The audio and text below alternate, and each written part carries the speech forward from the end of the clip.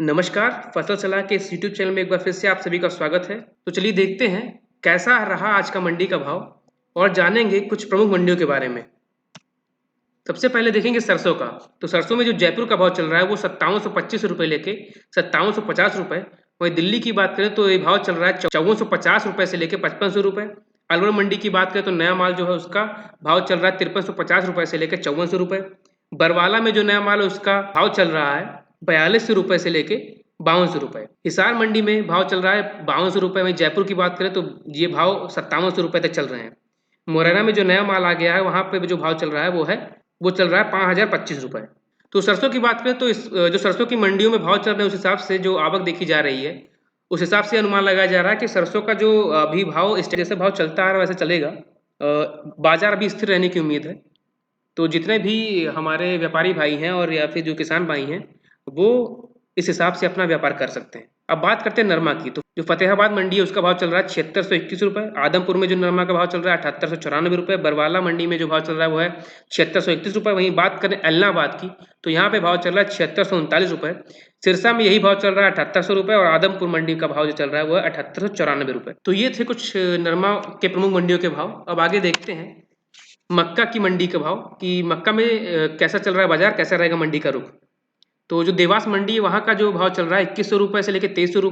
अहमदाबाद की बात करें तो 2375। सीरपुर में 2220 से लेकर 2250।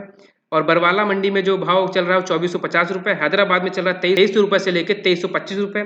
बेंगलोर में जो मंडी है वहाँ का जो भाव चल रहा है 2240 से लेकर 2280। वहीं हरियाणा मंडी में जो भाव चल रहा है वो है 2450 से लेकर 2500। दाहोद मंडी का जो भाव है वो है 2200 और छिंदवाड़ा में जो भाव चल रहा है वो है 2090। सांगली मंडी में यही भाव चल रहा है 2325 से लेके 2375। वहीं गुलाब बाग जो प्रमुख मंडी है मक्का की वहां पे भाव चल रहा है 2425 से लेकर 2490। अगर बात करें मक्के भाव की तो जो मक्का का भाव है वो इस समय उतार चढ़ाव देखने को मिल रहे हैं, लेकिन जो मार्केट है वो सामान्य रहेगी और कभी कभी आपको दाम बढ़े और कभी कभी घटते हुए दिखेंगे क्योंकि अभी जो माल है वो अभी आ नहीं रहा है। पाइपलाइन में इशू है क्योंकि पाइपलाइन जो है उत्तर प्रदेश और बिहार की वो थोड़ी डिस्टर्ब हो गई है ये जो बारिश हो गई उसके कारण से। तो बारिश के कारण से बहुत सारी जो माल है वो आ नहीं पा रहे हैं जिसके कारण से थोड़े कभी कभी दाम बढ़ जाते हैं और अगर अगर अच्छा माल आ जाता है तो फिर दाम घटने से लगते हैं। आगे 15 अप्रैल तक लोगों का इंतजार है। तो ये थी जानकारी कुछ प्रमुख मंडियों की। अगर आपको इसी प्रकार जानकारी चाहिए तो आप हमारे फसल सलाह ऐप को इंस्टॉल करें। उसमें आपको मिलेगी सभी कृषि समस्याओं का समाधान, अगले 10 दिनों की मौसम जानकारी, ताज़ा मंडियों के भाव, 24 घंटे 7 दिन आप प्रश्न पूछ सकते हैं कृषि संबंधित, मौसम संबंधित या फिर मंडी संबंधित। और अगर आपको सरकारी योजनाओं के बारे में जानना है कि जो कृषि संबंधित हैं तो आप तुरंत अभी इंस्टॉल कर लें।